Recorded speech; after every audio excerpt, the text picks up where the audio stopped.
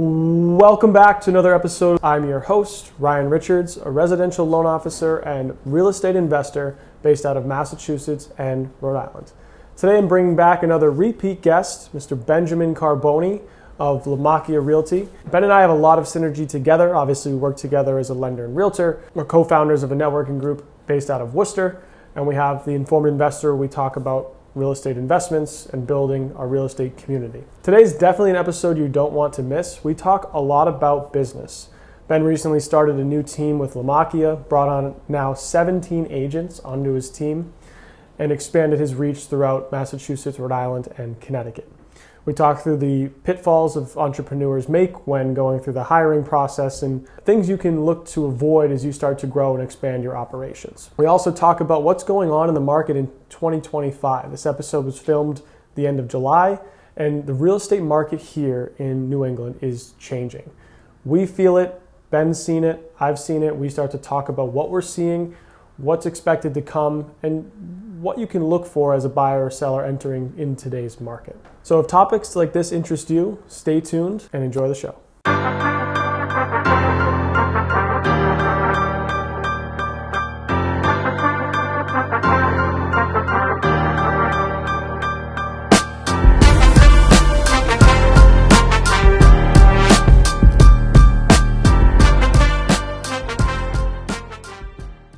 Please welcome Mr. Ben Carbone back to the show today.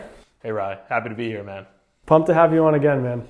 It's funny, every time you come on, like not that much physical time has passed, but so many things have changed in terms of business and life and real estate. So yeah, and even what we have going on, I feel like, it's probably been maybe 3 months since we had a sit down like this, but within those 3 months, we've really packed a ton of value into our own lives and businesses, and things are changing and moving and we're shaking, and it's just a lot of exciting things happening. So it's a lot of good stuff happening, which makes it good to talk about. I want to dive into some of that today and talk about some of the business moves both of you and I are making. I feel like a lot of times people see the moves online, but they don't really get to see the backstory of like why the moves made sense and how that empowers your business to do more and really serve your clients even better. Absolutely. I know one of the big things you did is obviously since the last episode, you changed brokerages and you started a team that now has almost 20 agents. Yeah. So talk to me through that. What was the thought process? How's it working out? And what's your vision? Yeah. So we're halfway through the year. So 6 months in, and a lot has changed from that last episode where we dove into where I was and what we were doing. So like you said, I changed brokerages. I've moved to Lamacchia Realty, a powerhouse in New England real estate, but also making their headway in Florida as well. We're an agency that is privately owned by Anthony Lamacchia, 750 agents, about 100 internal personnel. So it is a well-oiled machine that has just allowed myself as a top producing agent to plug into the system that allows me to do what I do best, which is provide a high level of service for my clients and sell at a very high rate. And with that, the dynamic of me being a single agent has changed as well. So I came over to Lamacchia December 28th of 2024. I was a single agent, and I was happy as a single agent, but then once you start to really develop and look at the long-term scale of your career, and I'm not in this for one or two, 5, 10 years. I'm looking at it 30 years down the road, just as you are, as we talked about. And it's really, how do I create a system around me, behind me, and through me that allows me to do even more in terms of transactions, providing my clients with an even better service, and making more of an impact in my local communities and also a state and New England wide.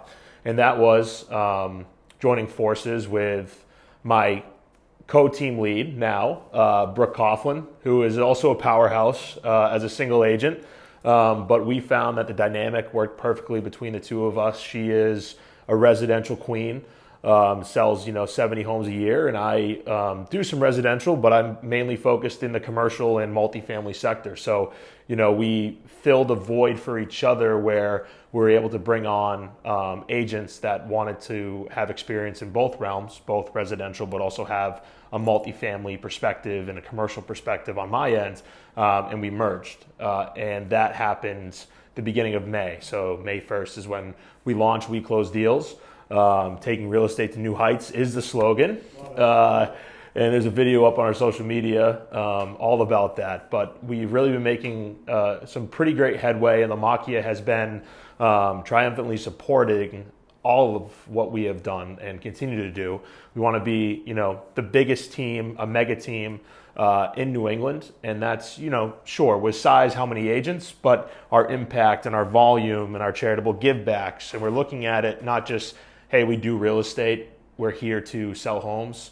No, we're here to do much more than that. We're here to create a community, create something that'll last as a legacy forever. And I'm happy to say that we have 17 agents now under We Close Deals, a full-time PR manager, Johanna Annunziata. We call her Auntie Joe. Shout out, Joe. Yeah, she's brilliant, as Ryan knows. Big help. We couldn't do what we do at the high level of give back and also all of our events without her. And then our full-time marketing girl, Gabriella Graham. Shout out to her as well. So we're not somebody or a team where we just want you for ourselves. If you have an idea and you're an entrepreneur and you want to thrive elsewhere, we will support you, of course. And that's just what we're doing with Gabby Graham. She's our marketing girl, but she has had dreams of opening her own marketing business and agency, and she did just that this month. So Guided Growth is the name of her company, and she is taking on clients that aren't in the real estate sector because we want to make sure that she is focused on our team, but she is taking on clients in the finance sector, portrait photography, restaurants, things of that nature, and she's really killing it. Awesome, good for her. Yeah. That's all part of the spirit too of what you guys are trying to build. Yeah. Encourage everyone to find their lane, their passion, and that's cool. And I think what you obviously built is the engine that you need to continue to get more time to focus on, obviously more on the clients. Be even more client facing. It doesn't help your client for you to be involved in paperwork. So it's like you're building the team, or marketing for that matter. So to a degree, right, in terms of the client to client marketing, obviously. So you now have this engine that frees up your time to just fully focus on your clients, that's the ultimate goal, with any team or any business, is to be able to focus on really the most important tasks. Absolutely. And that's our thing. And with how many agents that we're bringing on and having, we want them to succeed just as much as Brooke and I are succeeding, right? So we always say, and we say to them every Friday, is our success is your success is our success. And what we mean by that is that when you close a deal or you put a deal under contract, we're celebrating you, but we want you to also celebrate us. And we want it to be this collaborative thing because we're only going to go as far as we can, not individually, but together. And we're pushing each other daily, weekly. We do a ton of stuff with the community and also charitable give back, which is a part of the heart of We Close Deals, is our quarterly give backs. And this quarter, for quarter 3, I'm not sure when this episode is going to air, but we're doing it for AED. And basically those are defibrillators for people that go into cardiac arrest. And someone on our team, Aaron Messier, had very close contact to some pretty tragic happenings with AEDs that weren't available for the 2 people in her life that suffered at a young age from cardiac arrest. And now she's created a foundation with their family providing AEDs for schools and places that need it and places that should have it. So, we're always looking for causes, and we give our team the available, platform to pick something near and dear to their heart, and for us to provide, the events and also give back based on our closings and things of that nature. So, and with that, there's huge synergy amongst Lamacchia. They have their own foundation, which is perfect in alignment with what we do. So we just found that, with Lamacchia, with Brooke and I being the agents we are, and then the team that we're now creating, there's just this perfect balanced system where there's no height that we really can't reach. Absolutely. Yeah. Absolutely. And it's really cool that you're maintaining that component, like the community charity component to the whole thing, because I think so many people miss that. And it's hard to be able to do because it's more work. Oh, it is. A lot of people would love to give back, but they just don't find the time or make the time. So it's cool that you've kind of enveloped that in the whole team mentality. Like it's a fundamental, cornerstone of what you guys are doing. Yeah. And I want you to talk about the team that you're building too, because you're starting to do that as well. And even though we may be bringing on team members and we have all these agents and we have all these people on our team, and people may look at it from social media and go, oh, Ben and Brooke are killing it. They're able to use their team to leverage, their time and their resources and everything like that. Sure, to a degree. But also, there is a huge, huge time investment that people don't understand and people miss, right? Because you're dealing with human beings, and it's a psychological business, whether you're selling a home or you're managing a team member, right? Is that you need to give them your energy and your time to help them develop as much as you're still trying to develop your own business. So it's almost as if we're juggling two balls in the air at the same time of two businesses where we have our own clients, we have our own sales, then we have the team. And finding that balance and also investing that time is a lot more than what people may think, just seeing social media, right? We do all these glitz and glams things, we have these galas, we do this stuff. Yeah, it's awesome.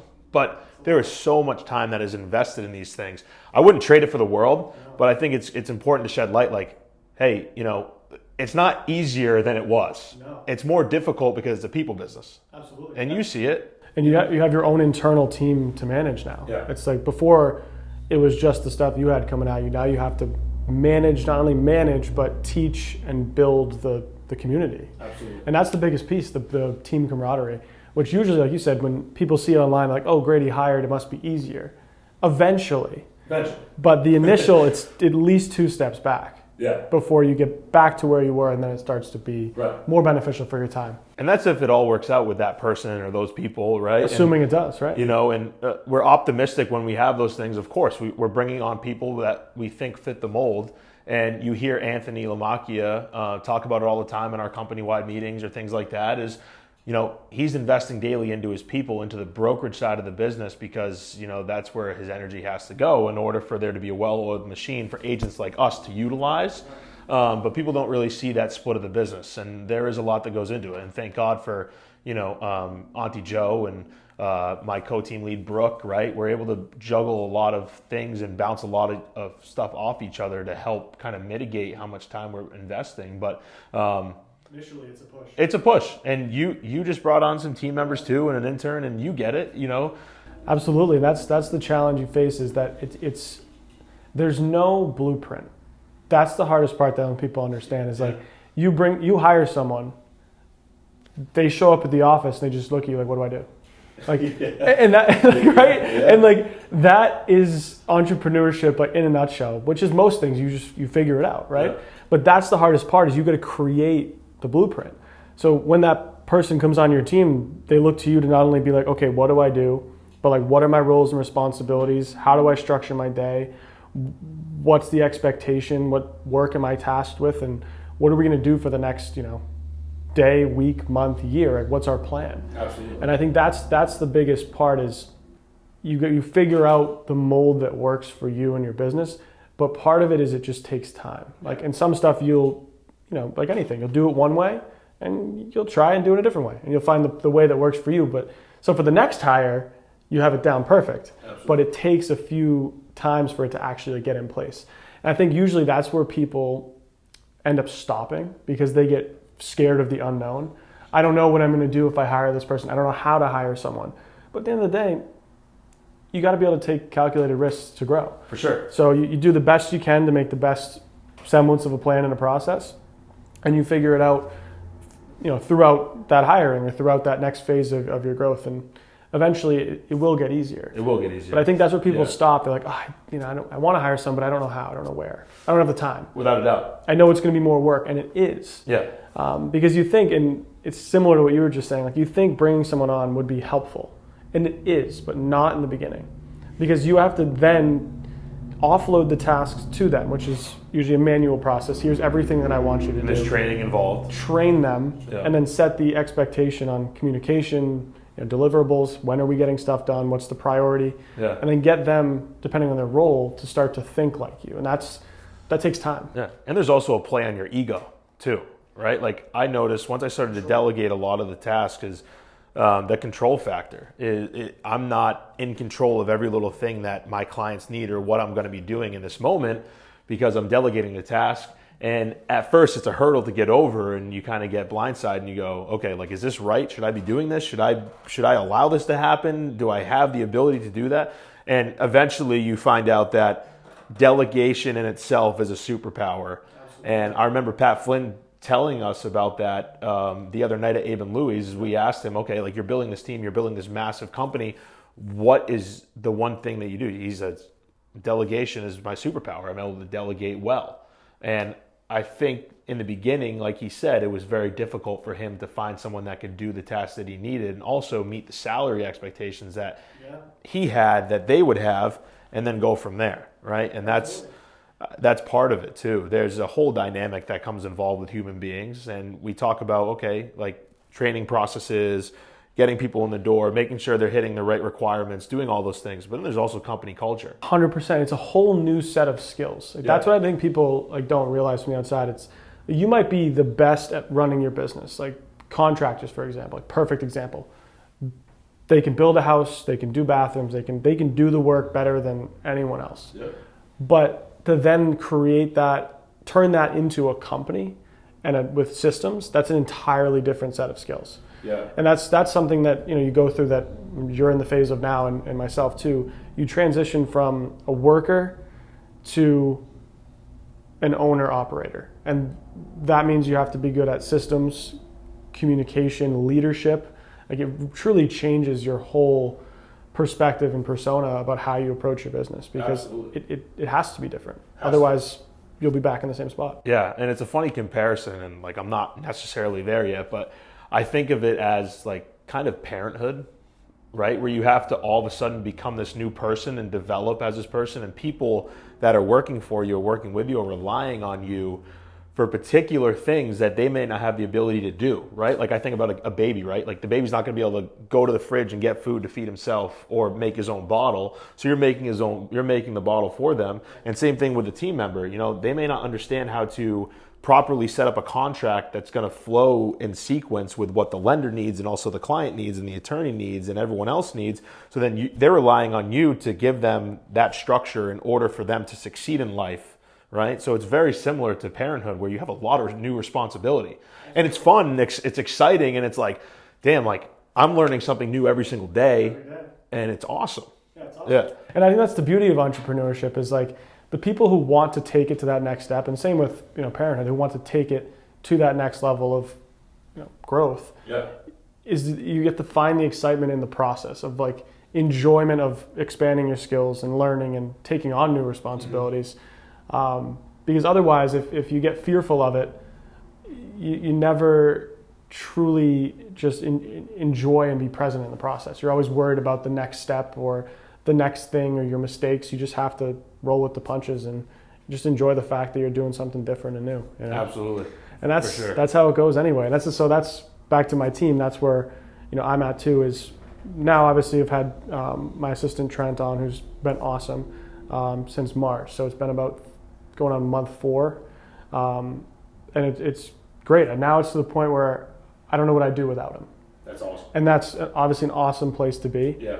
But in the beginning, it takes time, because you got to sit, train. Thankfully, he had a lot of experience prior, so it made it a very easy transition. But it's really difficult. I brought on Joey, my intern, who's probably sitting in there saying, "Where's my task list for today?" But same type of thing, right? It's like I never had an intern before. Yeah. Intern shows up. All right, I got to come up with a plan. What are we going to do today, tomorrow, next week, next month? How are we going to interact? Expectation. If we work from home, what's the expectation? So it's definitely a learning experience. But I'll tell you what, next intern I hire, it's going to be totally different. I have a totally different plan. And the next one thereafter, I'll evolve, tweak it, and by the 3rd or 4th intern, we'll have a system that's plug and play and works and is it has a good flow to it. So. For sure. And kudos to you, because I think lenders, compared to real estate agents or realtors or brokers, have it much more difficult to find people that meet the skill set to be a lender, right? And for real estate agents, sure, like to be a top producing real estate agent, you have to have a particular skill set and network.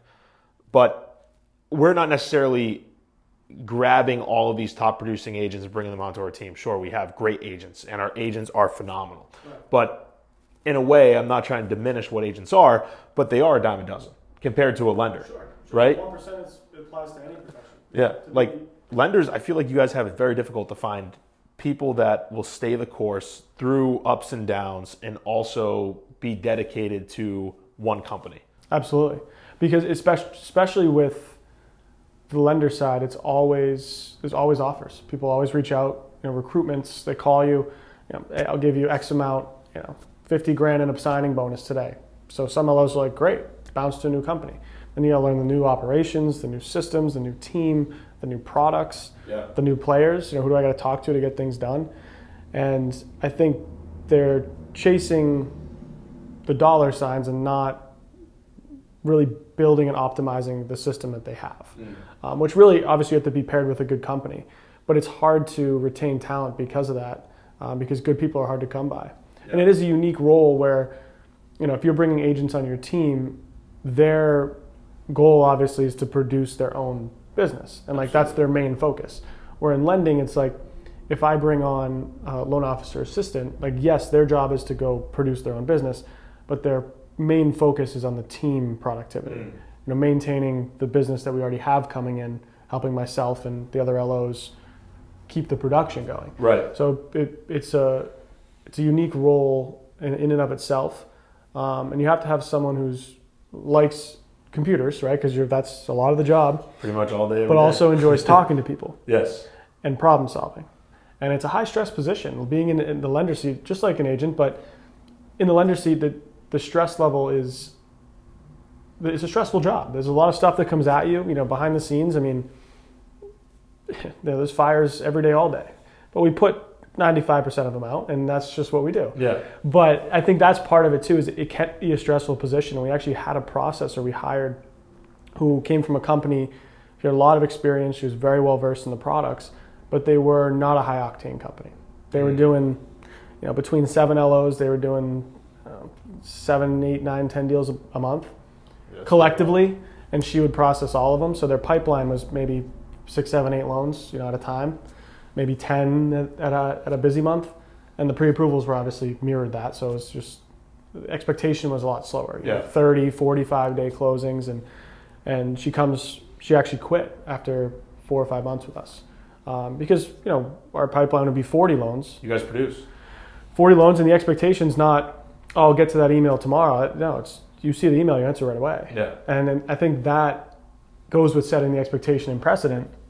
In hindsight, again, learning through the process, when I hired the next processor, my expectations were different. How do you handle stress? Absolutely. How do you feel about having 6 tasks come at you at once? How do you feel about calling the borrower with a difficult conversation? Sometimes that happens, right? Yep. How do you deal with conflict resolution? Are you scared to make the call, or it's not arms and legs? That's always pick it up and do it. Yeah, so you figure that piece out, but it is hard to hire for, because you're looking for someone who has extroverted qualities but introverted skills in a way. Yeah. Or you want to have someone who's on the phone but who also enjoys computers and being themselves. Yeah, and enjoys looking inside of documents and reading guidelines. It's an interesting role. Yeah, it definitely is. Yeah. So we do struggle, but I think in the future my goal is to hire more loan officers. That's great. And build something similar to what you guys are doing in the real estate space.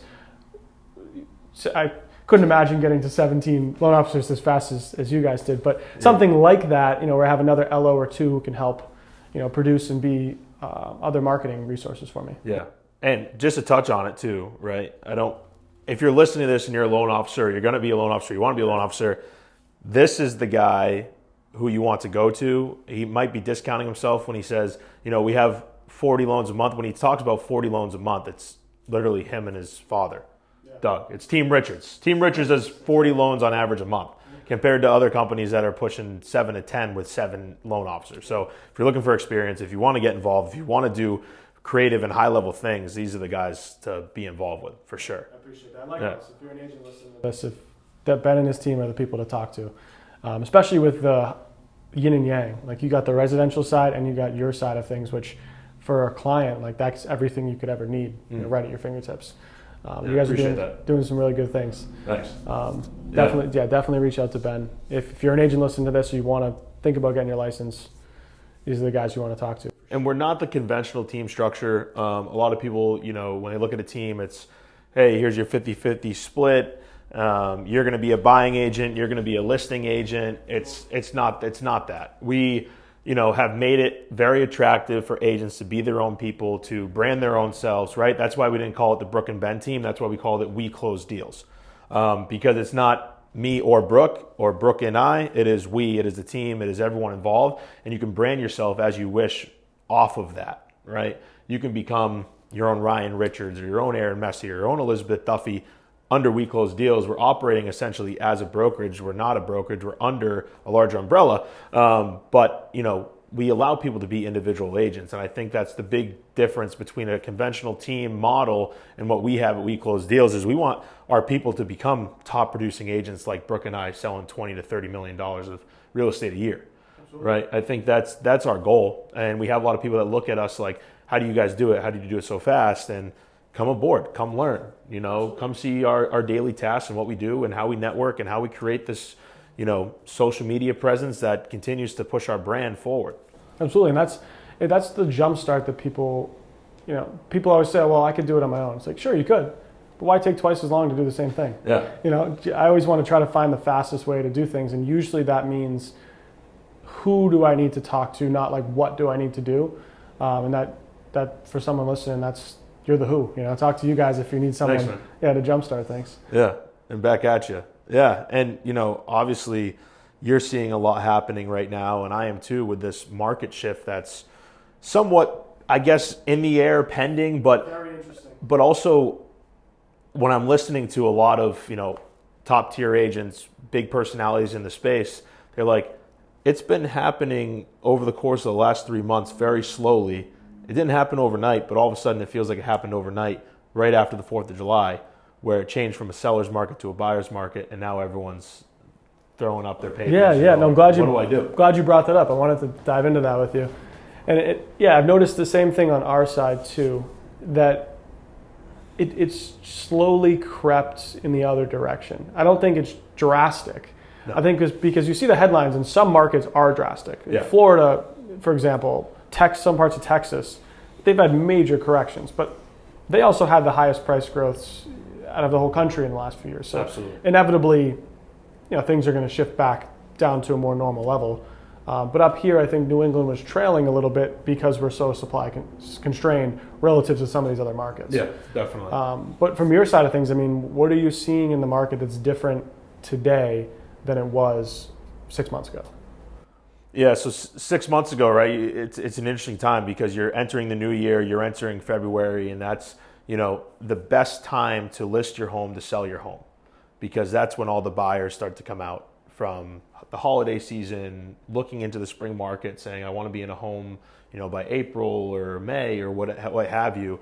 So we saw a lot of activity and a lot of homes that, were flying off the shelf within a weekend or a week, right? The days on market, you were averaging about 7 to 10 days, maybe 14, depending on the price point. Which historically is incredibly quick. Oh, super quick. And now, 6 months from where we were back then in July, where, sure, there's a ton of different factors that play into why this is happening, and we can dive into that. But we're now seeing homes sit for an average of 30 to 60 days on market, depending on price point. And that's a big conversation to have is with your sellers, if you are a listing agent or you are someone that is going to get, trying to get listings, is educate yourself on the data, because sellers are always trailing compared to where buyers are. And what I mean by that with trailing is, sellers aren't up to date as to what's happening in the market as much as buyers are, because they're more in tune with what's going on because they want the best deal, they want the best price, they want the best rate, whatever it may be. The sellers just want the highest price point. And that highest price point may not be today in July what it was back in May. And we're not seeing it that it is. So say, for instance, right, you list a $700,000 home in May. and the comps show that it's worth 730, 735 on a resale value. You list at 699. You're likely going to see it sell within 7 to 10 days because you priced it just below the market, and you might see an over asking offer or multiple offers that get you to that 730 price point. You might get that bump, and likely you will back then because the market didn't shift. But now we have much more inventory in Massachusetts and Connecticut and Rhode Island than we did back then. And if you have a $700,000 home that comps are pulling it's worth $735, the likelihood that you want to list right around that $700 to $735 number are very, very low because buyers have more options. They're now more educated in the market as to what's going on. And my ideal perspective that I tell all these home sellers I have listing appointments weekly is I go, guys, I'm going to show you the comps. I'm going to break it down for you. I'm going to give you the data points and tell you where they are. And this $735,000 home that sold back in May, sure, your home could be worth that, but listing it at the top of the market where it was in May is putting you at a disadvantage because buyers are up to par as to what's happening in the market. So I've been suggesting that they list about 10% below that previous market price. So a $735,000 home in May, now I'm suggesting that sellers list around 660, 675 to give them the upper hand in a market where there's more supply. Yeah. Right, and then with the hope of getting to 700, 710. But I think that's what I'm seeing too is like, I don't know if it's necessarily like prices coming down per se. I think, and I'm curious what your thoughts are, but because I've heard that from you and from many other agents who are doing a lot of business now, is that you have to price lower than you would have relative to the value in the last 6 months to get that number you want, which it's all interesting because it's really psychology as far as the number you see versus what you think it's worth. But I think the way I interpret it is we're not necessarily seeing prices come down significantly because we do expect that house that's listed for $675 to probably sell for $700, $710, maybe not $735. So that might, over time, you'd see prices come down a couple, 2, 3, 4%, which is a completely normal, It's natural. It's natural correction. But it's almost like you're just losing that extra flavor, if that's the right word, but you're losing that extra bump because of the excess demand. Yeah. Like whereas historically, if my neighbor's house sold for $700, I can, even if it's the same house, my mind goes, I'm getting $725. Because the market was at such a fast pace of growth that you would expect that extra bump for almost no reason. Yeah, just because it's there. Just because that house sold for $700, there's probably 2 or 3 buyers who offered and didn't get it. So they're going to make sure they don't miss this one, which means we're at $725. Then I sell for $725, my neighbor wants $750. Yeah. So we're losing like that acceleration factor. But I don't think we're necessarily, it's not like prices are on the downward trend from my perspective. I feel like that house that sold for $735 probably should have sold for $700, but someone really was tired of losing out and wanted to offer whatever they needed to, whatever the case. Because I've seen it on the lending side, appraisals have started to come in a lot tighter. Obviously, there's some people get great deals, and that's just how real estate works. But by and large, we were seeing for a while in the beginning of this year, and into the latter half of the year, starting to be in like May, June timeframe, people were starting to buy houses for, say, $735 for this example, and the appraisal would come in like right at $735. Yeah. But now we're seeing people buying that $735 house for $675, $700, and the appraised value is still pretty much in line. It might be at $715, not $735, because of one other comp. Definitely. So that usually to me indicates we're just at the cusp of some sort of price, correction that puts us back in line with where we were. We just lost that extra little competition bump, Yeah, and I think that's super, super important for anyone going on a listing appointment as an agent or educating someone that's going to be selling, a friend or whoever it may be, as to where the market sits, because you don't want to put them at a disadvantage. And I always, it's a funny question to ask, but it's you ask the seller, okay, what is your objective here? do you want to sell the house or do you want to get the most money? And it depends on the situation. Some people are like, I'm not selling unless I get the most money. Okay, well, that's fine. But let me tell you and educate you as to where the most money might be and where we can get you that price point based on how we list it. Now, if someone says, I just want to sell the house, I need to get out of it. Perfect. That's a good place to be in, because then you can strategically price that house just to make sure that it sells. Right. Multiple offers. Yeah. Yeah. And I think it's important for people to be educated as agents as to how to psychologically go about, addressing a seller's concerns while kind of mitigating all the objections that they could have going forward with a listing appointment or listing their house. But I will say this, if you are a buyer or you are a buyer's agent, now is the opportune moment to really take advantage of this market, because you can get deals as a buyer. As a buyer's agent, you can absolutely get so many more offers accepted for your clients, because you're not going up against 5, 10, 12 offers in one house. Might be 1, 2, possibly 3, depending on how desirable the area is. And I'm speaking residential homes. Multifamily is a whole different story right now. I don't think I've seen the gas come off the multifamily side of real estate really at all, because there's no inventory of multifamily, quality multifamily, as we see as investors, right? Nothing on the market is of quality. And if it is, gone. Right. And I think that's really good points. I think on the residential side of that, it's seller credits are back. Yeah. It was funny, the other day we had a company email thread go out with, hey, just a reminder on seller credit limits or whatever. And some of the LOs are chiming in like, just did my first one in 6 or 8 months. Because depending on the market, and obviously we operate the entire East Coast, because it was so competitive for so long, it was difficult to get seller credits incorporated as part of the offer.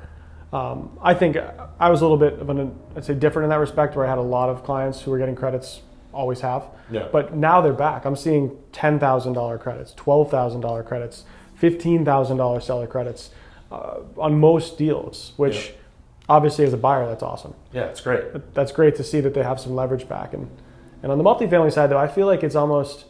I think you always say it too, investors always buy. Always buy.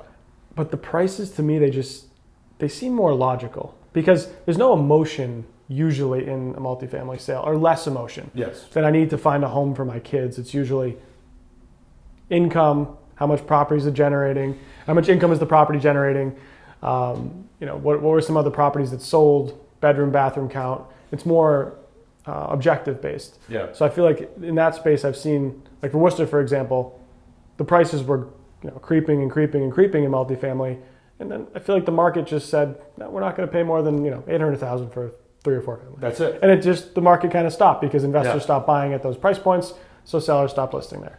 But it's not necessarily going down because they're still in demand. It just kind of had that reality check of, all right, we found our ceiling for now, and investors all just kind of come to terms with that almost on their own. You know what I mean? Right, and that's probably the upward limit, right? Is Worcester's probably going to settle around 800 for a 3 or 4 family for a while now. We saw some anomalies, and it was crazy, but I think that the market has matured to where, like you said, you hit that ceiling, and that's where it's going to be for right now. Who knows what happens when rates come down or things change, right? It could change the entire dynamic of the market again. Which would be beneficial for everyone if rates did come down, refis and everything, and just freeing up cash and things of that nature. And even in tertiary markets, I'm seeing the prices settle for multifamily properties, northeastern Connecticut, Southbridge, Dudley, Webster. Right? You have that upper threshold where this 3 family is not going to sell for more than what the market indicates it's worth. Right? So for the longest time, about 2 years ago, I was selling 3 families in Southbridge for $450 to $475. Over the last 6 months, I've seen a ton of 3 families sell for $500 to $545, and now that's where they're being listed at $499, $510, right around there as owner occupant properties, not really investment vehicles because it doesn't make sense really on paper. But you hit that threshold, and then the market indicates, we're not going to pay more than what that's worth. Which is also great if you're working with a lot of investors that are either looking to sell their properties or get into other properties, because you can statistically just go, this is what the market's telling you.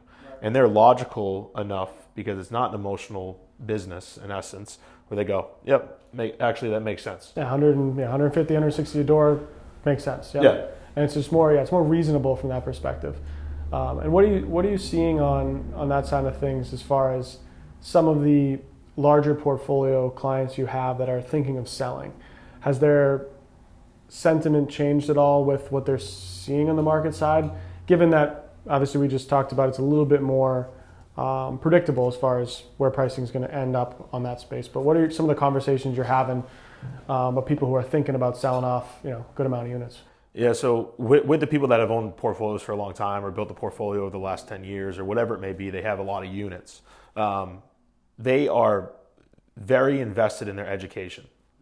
And what I mean by that is, okay, what's happening in the economy? What's happening in government? What type of bills are going to be passed? They have advisory people, right? They have financial advisors that are very tied into the market, into economics, things of that nature that are giving them these nuanced ideas of what could be happening in the future. And I know a lot of people I spoke to that were on the fence of selling back in the fall. They were going, okay, Trump's in office now. What is he going to do for the real estate investor that will benefit me in terms of a tax liability, a tax burden, some type of 1031 exchange program that won't affect me negatively when I go to sell my portfolio? Because a lot of these people are at the age where they're like, I'm capped out, I'm done, but damn, I'm going to have to pay $2 million in taxes to sell these properties. I do not want to do that. I'm just going to hold on to them. But now, because we've seen some shifts in the economy, in a beneficial way for real estate investors, and also the tax bills that have come out, right, with bonus depreciation, the capital gains conversation that's happening as of current, the 1031 exchange is back for a lifetime.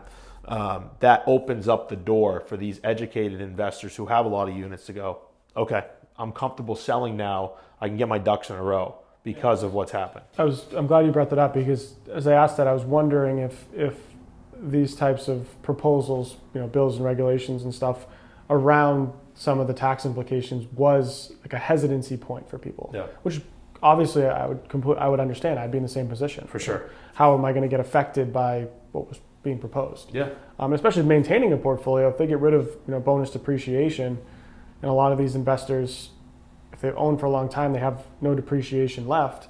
So they might be acquiring a property to use that bonus depreciation to offset their taxes. But if they lost that vehicle, now does it make sense to maintain the portfolio and keep it if you're getting crushed in taxes?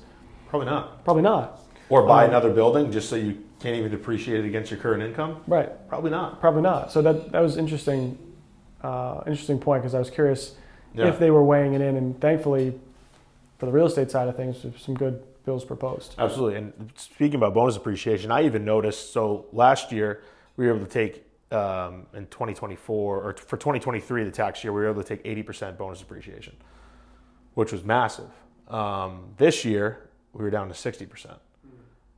Even though it may sound subtle that there's the 20% difference of bonus depreciation, when you have such a big portfolio and such a lot of expenses, personally, I could see the difference between that 20% and how much I could write off against my taxable income. Sure. And it definitely affects your decisions going forward. Yeah. And I'm not choosing sides of Trump or Democrat, whatever, but I'm just saying that if the bonus depreciation did not come back to 100%, I think I would have been more hesitant to grow my portfolio going forward because of the cash that I would have to outlay to purchase these properties, in which I couldn't take a deduction for bonus depreciation because I bought that property at 100%. Because then next year, for the 2025 tax year, we would have been at 40%. Right. And I'm 27 years old. I want to depreciate everything now and take advantage of this. But guess what? At 40%, it doesn't even make sense to buy another building unless the cash flow is unbelievable. It doesn't even make sense it changes then the threshold of value for a property you can justify a cost segregation study even on. Yeah. Because if you were going to depreciate, say 600, 700,000 starts to make sense. If you now only can depreciate 40%, the property has to be worth 50% more to get the same cost savings you would have on the old property with the old depreciation schedule. Absolutely. So it changes the game. It does. And for those who don't know, what we're talking about, the bonus depreciation conversation, is around the concept of cost segregation. So if you want to learn more about what we're talking about, you can research cost segregation studies and how bonus depreciation plays into real estate investments and tax advantages. Yeah. But effectively what we're talking about is under the current phasing out tax code, the investors can buy a new property, and rather than taking a depreciation deduction on your tax return, which depreciation is the useful value, useful life of your property over time. So it's a tax deduction, it's not a true expense. But typically there's two ways of looking at it. Either you take the property and you divide it out over usually 27 and a half years, and you take that equivalent deduction per year. So it's smaller, but it lasts a lot longer. Yeah. What this was a tax code put in with the Tax Cut and Jobs Act, the last administration when Trump was in office. You can actually bonus depreciate 100% of that in year one. So rather than stretching it out over 27 and a half years, you can have a massive deduction in year one, which means you can offset a lot of your income. But then they started to phase that out over time. As Ben mentioned, last year was 80%, this year it's 60%, next year is 40%, but the new bill they're proposing would bring it back to 100%. Which obviously for those people who have portfolios for a long time, they don't have any depreciation left, so they're paying a lot in taxes. And if they can't buy another property to offset it, it kind of weighs the pros and cons of what do I do with my portfolio to avoid tax. Yeah, and then even they were, the previous administration of this one was going to phase out 1031 exchange as well, which then limits a lot of these investors who have tons of equity in their properties to sell their property, to then 1031 deferring the tax liability from selling those properties and buying another property. That was going to be washed away. So it would have totally limited the buying power for a lot of these investors, because they're not going to sell a property with $400,000 equity to then pay long-term capital gains just to go buy another property and not be able to take depreciation on that property. It would be a lose, lose, lose. All across the board. Yeah. They'd lose 20% on the taxes when they sell, and then they'd get whacked on. They wouldn't get the benefit of bonus depreciation. Yeah, and I'm not an accountant, but also like for people that aren't real estate investors, bonus depreciation also works for, say, you own a business and you're going to buy a brand new car. Right. I think it's 6,000 pounds of curb weight. You could buy SUV, say a Range Rover. Everyone gives a Range Rover, for example. You can depreciate 100% of that amount, sticker price, in the first year against your income. Absolutely. I think that's right. I'm not an accountant, but 100%. That was also brought back. Yeah. And that was a big part of it too, because the whole purpose of that deduction was to inspire and help small business owners to be able to go out and buy that new vehicle, that new thing for their business, buy that office space, and then pick up some tax savings because they're growing their business. Absolutely. And so that I'm glad they kept that part too. Because and then just thinking like economics, that drives the economy so much further too. If you can incentivize people like us or small business owners to go out and purchase new items in the economy, right? It kind of creates this spending apparatus where people are just willingly able to spend money in a very large sum at one time to take a depreciated benefit against their income. Absolutely. In real estate services, like the act of buying and selling a house, I don't know the actual number, but it significantly influences the GDP. Yeah. Because if you think about a real estate transaction, how many things are truly involved outside services? Like, you buy the house. You need to use dot loop for signatures. You need to pay for an appraisal. So an appraiser is getting a check from it. You're paying for a real estate attorney who pays a title company. You're paying for a home inspection. The home inspector makes money. Yeah. Home inspector has to drive his car. He pays for gas. They buy the house. They go to Home Depot. They buy stuff. They buy new furniture from Jordan's. All of these things are significantly impacted by the number of transactions that happen in real estate. Oh, absolutely. It stimulates the economy. 1,000%. Yeah. So if we take away the advantages of transacting real estate, it affects so many different sectors. It does. Across the board. Yeah. So it's a fundamental part of the economy. So I'm glad they kept it. Obviously, I'm pro real estate. So yeah. Pro real estate. That's it. 100%. That's my party of choice for America. Pro Yes, real estate. Yes. And the color would be green. Would be green. Yeah, definitely. Yeah. But as we talk about this stuff, it reminds me of the informed investor and everything that we're trying to do with that community, because the conversations we're having like this are the full inspiration for what we're bringing in the next phase of the informed investor. So obviously, as we launched the Informed Investor Mastermind Conference, which we had in May, we had about 125 people or so attend. That was amazing. It was amazing. Brought in some big name speakers, some people who are doing some high level business in the area, transacting in a lot of real estate, owning, operating a lot of real estate, building, developing a lot of real estate, and flipping houses. So that conversation sparked so many great questions that we want to translate this into another really impactful session. We want to host a seminar for the majority of a day and bring you into the fold, bring everyone really into the fold on these types of conversations. So it'd be an immersive workshop where we can sit down, go through different segments of the real estate process and really dive into this stuff. We'll get a CPA there to talk through the tax advantages of real estate and how you can leverage it to your advantage. We'll bring in people on the acquisition side of things to teach you how they're finding deals, how people are closing on properties, what's the financing structure. We want to bring you into that conversation even further to have it be something that I always wish I had when I started. That full workshop that shows you everything that we figured out, but could have been a lot easier if we just had cut right to the chase with the right people. Yeah, and we want it to be immersive and very individualistic, and also there to be connectivity amongst everyone there, because Ryan and I, we talk multiple times a day, every day, but when we see each other multiple times a week, and our conversations are always regarding something in this realm of business, life, becoming a better person or doing more in our real estate business. And we want to have those conversations with you guys and be able to bring you some valuable resources to take home with you and be able to use, because when Ryan and I have conversations regarding, bonus appreciation or things of that nature, it gets our heads spinning into, okay, how can we leverage that in our business or leverage that in our own portfolio to benefit us in the future? So if we could bring some golden nugget to you guys in an immersive experience, and you can take that home and utilize it in your business or building your portfolio or your life, that's huge. That's a big benefit. And we have always said, we wish we had something when we were first getting started. And even now, for where we are, we still can't find this community that gives us those takeaways that we can then go and utilize right away or be involved in. Sure, there's tons of communities out there in the local area and also nationwide, but I think the biggest thing is the connectivity. And we saw that in the room at Off the Rails. Absolutely. We brought a lot of different personalities in the real estate industry that are doing so many big things, but different things, all in the same token. And I think everyone in that room really felt this connectivity to the speakers and each other.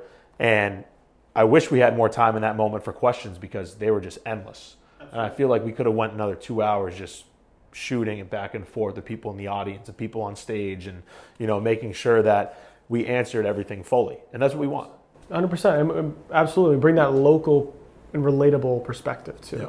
Because I feel like a lot of times at these communities, you see someone talk on stage who has like 1,000 units and they've been investing for 40 years. Instantly, subconsciously, you disconnect. You might be like, oh, that's great that you bought a multifamily in Worcester for $15,000, but that granted, I'm sure at the time it was expensive. I understand how all that works, but you just disconnect a little bit because things were different. Yeah. Your tenant didn't pay you rent. You show up at the door and you kick them out. Things are different now. So I feel like we bring that community we're trying to build brings that like-minded perspective that we've been struggling to find on our own. So we're building it. Yeah. And I think with that too, the seminar we're building for this next mastermind phase, I think, is going to obviously incorporate a lot of the things that you don't learn until you actually get in the game. Yes. And one of the biggest things I think people miss is two things. One, people get stuck on how do you find a good deal. More often than not, they're looking in the wrong places at the wrong things, or they're trying to do things that they don't need to, like cold calling. If you're buying one house a year, you don't need to send mailers out. You just need to find the right agent, find the right wholesaler, talk to the right people. Absolutely. So we're going to talk about that type of stuff. You have to understand your deal volume. How many deals do you want? If you want to buy 20 deals a year, yeah, you better be sending mailers. But if you want to buy 2 houses, 1 house, you just need the right people. Yeah, you'll probably be okay with the right team. Yeah, and then the other part of it is what happens when you own the property. And I think that's the biggest thing that people get stuck on, because you can find a great agent like yourself, and I'd like to think a good mortgage lender, great mortgage lender as well, like myself. Great one. That can help you get into the property. But then what happens once you're in it? And how do you evaluate your portfolio? I think that's something I'm obviously still learning is operations, managing, maintenance, tenant relations, all the type of stuff that goes into the property, but then evaluating your portfolio performance. Like you bought this property 5 years ago and it cash flows, well, you made a good return on your initial investment, but how much equity is trapped? What's your return on your equity position? Does it still make sense? That property that you bought that you're making $2,000 a month on, so you make $24,000 a year, you're like, this is great. Like I only bought it with 5% down, I'm making $2,000. This is great. But you're leaving $250,000 in equity in this 3-family. What else can we put that into to get you a better return than 10%? So that's the type of thing where I think the portfolio optimization, and not only from the logistics side, management, maintenance, but from the performance side, that's like the next step that I think a lot of people miss, and some never actually figure out. They just collect the rent and they like that their balance goes up in their bank account every month, and that's fine, that's great, but how can we put it somewhere else into a better asset? Right, and a lot of people say, okay, I'm going to buy this one property and then in 30 years I'll have it all paid off and I won't owe anything. Okay, but there's still a lot that goes into managing that property over 30 years, right? Might have to do a new roof, might have to get new heating systems. There's a lot of expenses that go in. So technically, is it fully paid off? In essence, yes. But real estate is a game of leverage. And I know we've talked about it a ton, and it's about pulling levers and where you can move things. And the biggest thing that gets you to understand what lever to pull and what lever not to pull is having mentors that have done it already. And I wish 5 years ago, 6 years ago when I bought my first property that I found a mentor that was like, hey, you're going to buy this one property. In a year, you're going to take equity and go buy another one. Because you live in this one, you can pull 100% HELOC, go buy another one with no money out of your pocket. I didn't have that resource. But as I started to build my portfolio over the last 3 years, I had a mentor who was rapidly moving at a very fast pace and growing his portfolio almost quicker than anyone I knew. And he was giving me tips on how to leverage every single thing that I did, which helped me grow from 4 units to 42 units in 2 years. Absolutely. Maximizing the deal structure is everything. Yeah. And you talk about it all the time, and we talked about it in our mastermind, but Ryan's the man with the finance brilliance behind being able to leverage your current asset you live in for a 3-family, right? And you have $100,000 worth of equity. How can you pull that equity and then move it into the next property with no money out of your pocket? I think that's the biggest thing, is to moving quicker by being advised by the right people. 100%.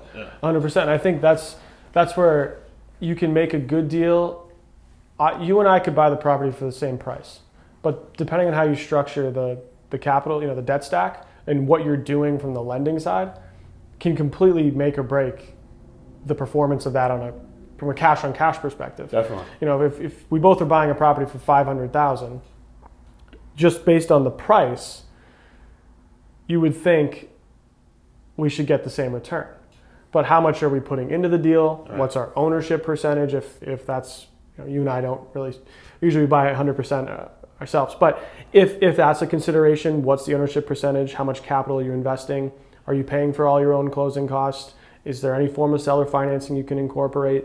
All of those things affect your return. What's your business plan, right? Because if I buy a property, Ben and I buy a property both for $500,000. There's one heating system. Ben's plan is to go into the property and just paint, well, actually be vice versa, because I would probably fall in that camp. Fix up all the units, leave the heating system, I pay the bill. So I didn't include that in my renovation budget. I didn't need to get bank financing for the renovation funding. So I have to pay for those out of pocket, which means I'm putting more cash into the deal. And now I'm paying a heating bill every month for my tenants. So my cash on cash return is going to be lower than Ben, who buys it for $500, gets renovation funding from the bank to fix up the building and split the heating cost. So now he increased his income on the property, which increases the value, but he got the money from the bank for the renovation funding rather than his own cash. So his return on his cash invested is higher. So just some of the levers you can pull, to start to change the deal structure. And that's the type of stuff that we want to bring to you in the mastermind, is go through examples like that in more detail with real numbers, real situations, so we can help you go farther and go faster. Yeah, absolutely. That's what it's all about. We're excited to launch it out, to bring everyone in a room, to have a full day of just immersive experience, and hopefully level you guys up just as much as we leveled up. So stay tuned for some more details coming on the mastermind. We're super excited to bring this new format and really get into the nitty-gritty of things. That's obviously what pushes people farther and we're most excited about. So as we wrap things up here, Ben, I wanted to throw a question your way. At the end of each show, obviously, we try to leave something for someone to think about, whether it's a new resource, a new thought. And the question today I want to leave with you is, who do you look up most to in your business or in your career? Yeah, so we talk about mentors and we talk about people that we look up to, and of course, I could name probably half a dozen of people that I look up to on a daily basis. But as of recent, I've been thinking a lot about future and what happens in the future and what I'm looking forward to. And it might sound conceited, but I don't want people to go there with the way that I'm going to position this. Is I look up most to my future self. And when I say that, what I mean is I feel that I've come such a long way from where I was 10 years ago. Of course, a lot of growth and maturing in my business and just becoming a better human being and giving back more and, integrating a bigger family life. So in 20 or 30 years, I look up to that person, that man that I envision myself becoming for the people around me, my family, my future kids, maybe grandkids at that time. I don't know. But, just the impact that over the next 30 years, I'm going to and will have on the people I love and the community that I'm in, and the people that I surround myself with on a daily basis in business. So when I think about it, it's somewhat a selfish thing, but also it's not, because I look at it as if my future self is going to be giving back so much to so many people, that he or myself is the person I look up to the most. I love it. Yeah. That's a really, really good answer, and that's something I've thought about, but if you had asked me the question, I don't think that would have come to mind first. I want to ask you the question. Who do you look up to the most right now in this present position? It's a really good question. It's hard to pinpoint just one particular person. Now that I've heard your answer, I would align with that, but yeah. I think if you had asked me the question without hearing your answer, I think who I look up to most changes, of course, based on the phase and priority of what I'm doing in my life. And I do truly think life has phases. You go through certain growth moments and your priorities and vision change. But at the present moment, I'm most focused on systems. The idea of building a business that's scalable is my current focus, which obviously is a completely different headspace than just being a worker. Yeah. So I think for that reason, I would probably lean towards a figure like an Alex Hormozy, because I listen to a lot of his podcasts and I've read some of his books, and I think the way he talks about the growth aspect of business is very digestible and relatable. Not only the way that he goes through building the physical systems and implementation, but the logic and mindset he brings to how he conducts himself as a leader. I just think it's really cool to hear that perspective. Especially he's someone who he goes to the extremes to make points. He does. But he talks about keeping things in perspective. And I think that's super important for especially my line of work, where things can get really stressful. And in real estate, everything's quick. Problems are always big problems. But at the end of the day, it's not life or death. And he always says his extreme example is, we're all going to die someday. And he's like, do you think it really matters? And he's like, yeah, of course you do your best, you try your hardest, you do the best you can for people all the time. But at the end of the day, you can't lose sleep over it. No. And I think that's just one layer of his mindset, but he brings that perspective to keep everything in line with reality. You know, everything's going to be fine, but also how he transitions that into a leadership form, I think is really interesting, where how he talks about his employees, you know, becoming extensions of him in a way, which I think is really interesting. So I like his perspective on business and his system. So. Yeah, he's a brilliant man. And he fires you up too. And he challenges everything. I love it. He does. People, and I know we're wrapping up here, but he asks questions about when people use certain words, what does the word mean? And I remember he talked about, he took like, I think it was 6 or 12 months of like a sabbatical to really dive deep into his vision of life. Like, what does he truly think these words mean? And he thinks about that all the time. I think it's really interesting. Super interesting. Peels back the curtain. So yeah, I love it. Good stuff, man. Cool, man. Pleasure having you on as always. Yeah. If you end up wanting to get in touch with Ben, which if you're interested in real estate or you're an agent, you definitely should. I'll leave all his information in the show notes along with mine. And feel free to follow us at The Informed Investor for some more content like this. See you on the next one.